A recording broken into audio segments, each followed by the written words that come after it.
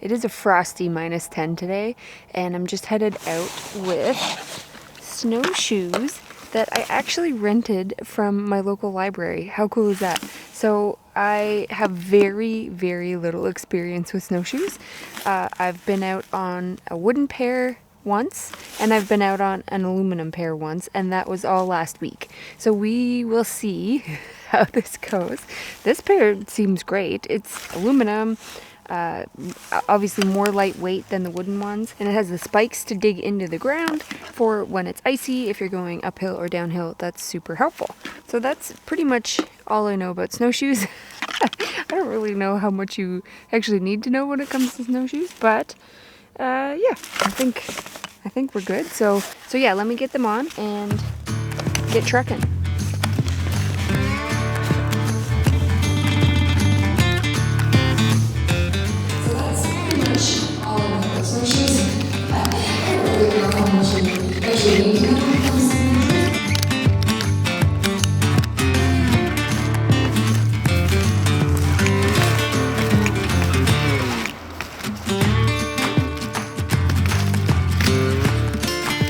I just want to take this time to check in because it has been a while since I uploaded a video, and that is because I moved. So that was a lot more work than I thought it was going to be, and it took a lot. And to move a studio and all the gear and the computer and everything, it took a lot longer than I thought it was going to, and I'm not even actually fully set up yet. I still haven't completely unpacked, but I do have a new office, which I'm super excited about. I've been working on that for almost 3 weeks. It was an absolute mess in the first place. It was being used as a different type of office, so I had to clean out all that stuff, all of the furniture, everything needed to be cleaned, wash the walls. I'm definitely going to paint as well.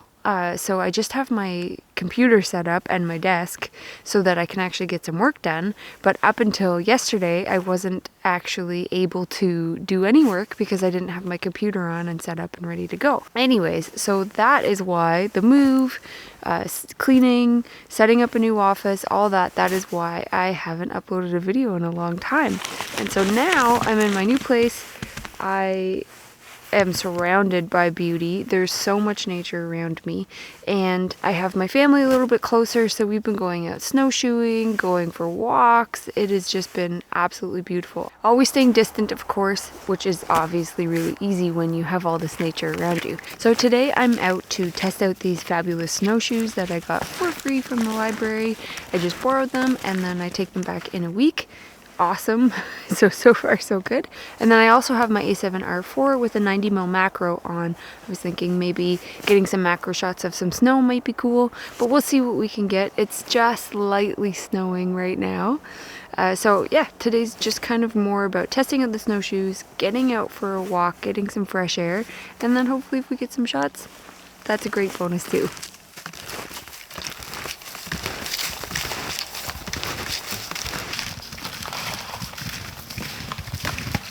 So something cool that I wanted to show you is that I'm actually standing on a pond. I'm behind the house that I grew up in, my mom's house now, and when we were little we used to shovel this area off and go skating, and it was actually kind of like an obstacle course because sticks and branches and stuff would poke up through the ice, and so you kind of had to, and there was ice bubbles and stuff and rocks, so you kind of had to be really wary of that. I know I had a few wipeouts myself, so yeah, I just thought this was a really cool area, and all the tracks that you see behind me are not mine. I just got down here, so it's all deer and then whatever else is walking around. If anybody knows, I know for sure there's some rabbits, so I'll get a couple shots of all the tracks that I can see, and maybe you can tell me what the animal is. It's probably just a dog because I literally just saw somebody walking their dog, so not as cool as a wolf or a coyote or something like that, but you never know. There's a lot of wildlife around here. So anyways, I just wanted to show you that I'm actually walking on a pond.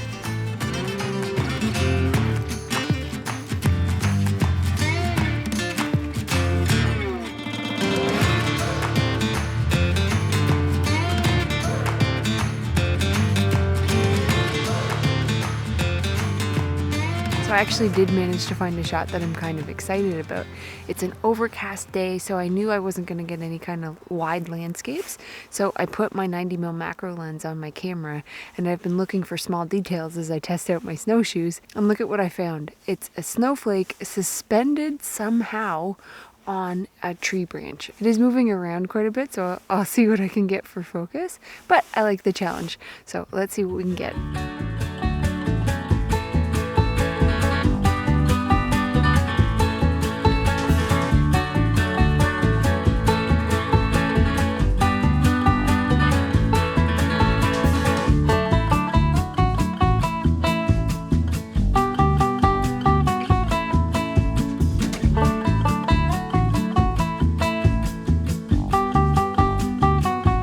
Thank goodness for these back LCDs, because the monopod that I brought was a bad choice, simply because I can look through the camera and adjust my tripod. I can't do that with the monopod because the ball and socket's on the bottom. That's not a problem with the monopod. That was me choosing the wrong equipment for the job. So I'm having a little bit of trouble getting the snowflake framed up because I can't find it because it's so small. But I think I have it now. So it's just a matter of focusing on it.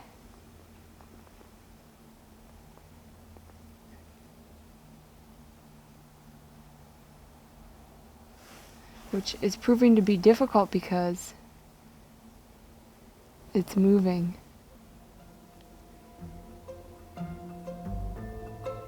Okay, let's try that.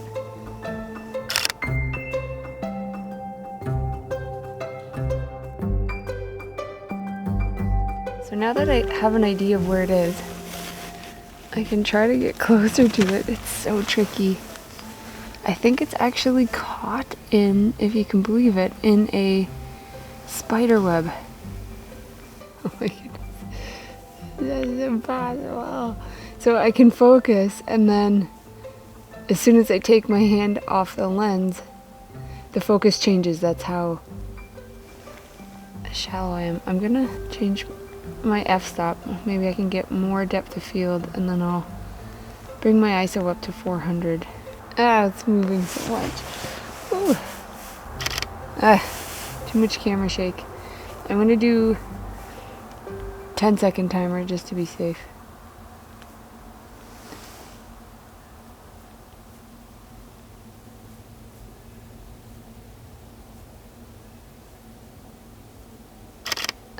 I thought for a second there it wasn't gonna take the shot. I was like, I pressed the shutter, right? Okay. Let me see if I can show you how tricky this is. Okay, so you can see how much the snowflake is moving around. So see how much it moves just trying to focus on it? This is crazy. Okay, I think that might be okay, but then as soon as I let go of the lens, the camera moves so much. Okay, there. Press the shutter. Remember, we got the 10-second timer. See how much the camera's moving?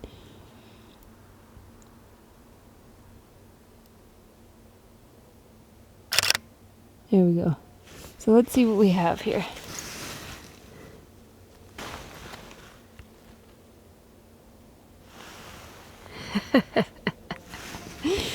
So clearly I need to have a way faster shutter speed because the motion blur is something I didn't think about. So I'm glad I checked the shot. So let's go. We're just gonna have to bump the ISO up like crazy. Let's go 1000 and see what we can get with a very high ISO. 8000, and then I'll go down to 5.6. I don't love it, but let's try. Focus again.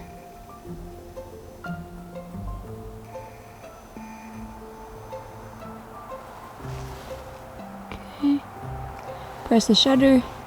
Hopefully that camera shake goes away.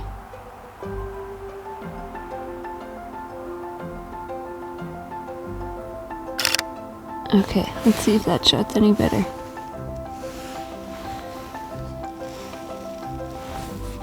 Okay.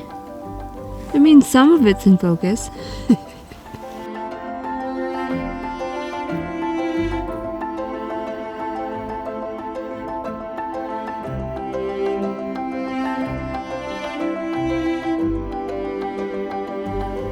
Alright, let's try one more time, and then I have to move on because I am freezing.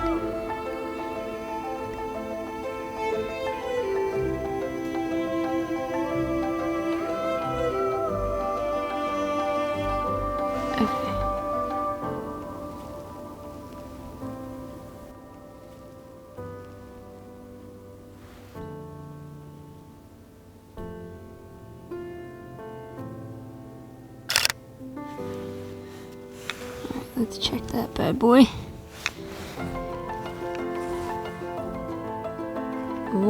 Oh, I got some of it in focus. That's pretty cool. That's neat. Okay, I'm addicted. Let's try again.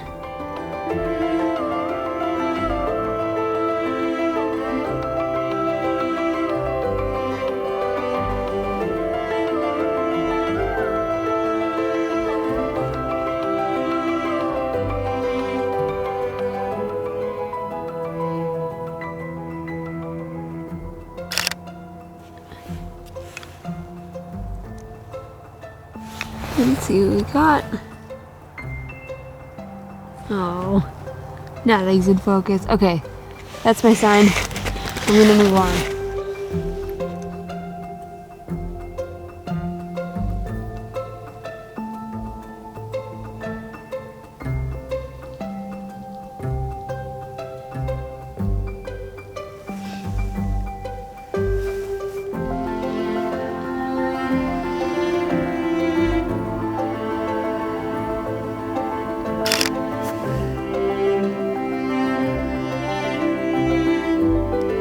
Goodness, I got part of one in focus. I'll take it. That's pretty cool. Oh, and the sun came out too. So the snow started to sparkle. It's just absolutely beautiful. So I'm going to see if I can get a few more snowflakes and then I'm going to call it a day. I am super cold, so I need to wrap it up, but I just got so excited because I actually got some of the snowflake in focus. What I did was I moved down the branch a little bit and I found an area with 2 snowflakes in it. So that, you know, double the chances of possibly freezing the motion of the snowflake. And I actually got a couple cool shots. So yeah, be nice because they're not completely in focus. They're not tack sharp, but they're pretty good considering I'm photographing a moving snowflake on a tree branch. How cool is that? This macro lens has just been a joy. It opened up a whole new world for me. I got it at a time when I was kind of feeling in a rut with my creativity and my photography. There's just so many things that you don't see on a day-to-day basis. So when I take out my macro lens, I'm looking with a different eye almost, if that makes any sense. And what I was doing here was I was literally just following the deer tracks to see where they went. And I was just about to move a branch out of my way when I noticed that there was snowflakes hanging off of it. So I don't know if they're hanging off a spider web or how they're stuck there. But what a gorgeous thing to see. So without the macro lens, obviously I wouldn't have been able to capture it as well. So yeah, really cool. I mean, they're dancing around quite a bit, but hopefully the shot turned out. I'm going to take a few more shots and then I'm going to walk my snowshoes back inside, have a nice warm coffee, and have some brunch. All right, well, thank you so much for watching. Have a great day, and I'll see you in the next one.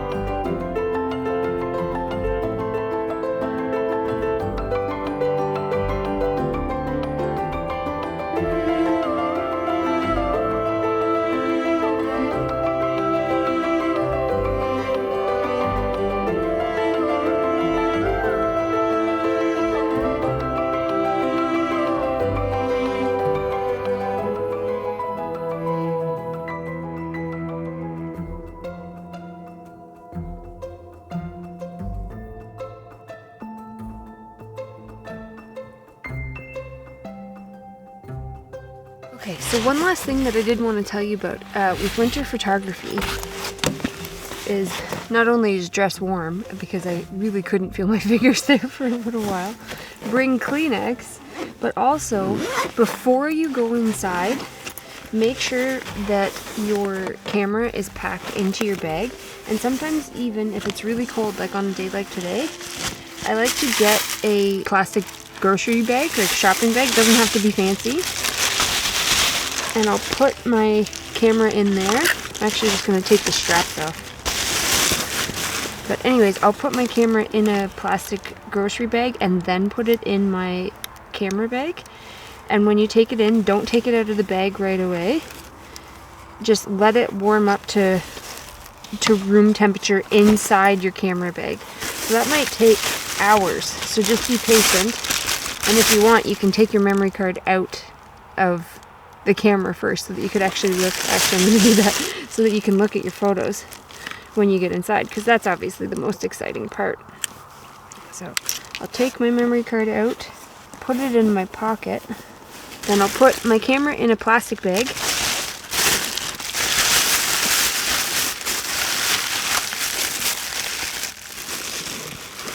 and then back in my camera bag, and zip it up. And when I go inside, I'm going to leave my bag closed like this for a few hours, at least until the bag comes to room temperature. When you're going from cold conditions into warm conditions, your gear can condense, so you can get moisture inside your gear. So if you seal it up before you go in, have it in your camera bag. When you come inside, let it warm up, you should be fine.